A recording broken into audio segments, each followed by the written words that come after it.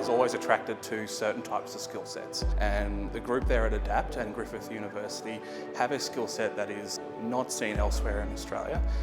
The openness of the Health and Knowledge Precinct to engage business, to bring also a certain type of skill set to the Gold Coast is something that Materialise was incredibly attracted to. So it was a good decision to move ourselves here as our Australian base.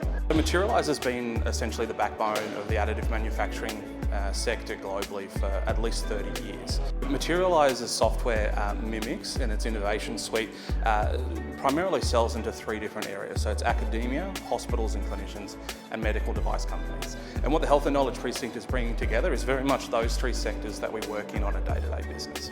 Patient-specific medicine itself is going to be the future of medicine because ultimately it will be cheaper, it will be more affordable for hospitals but also patients.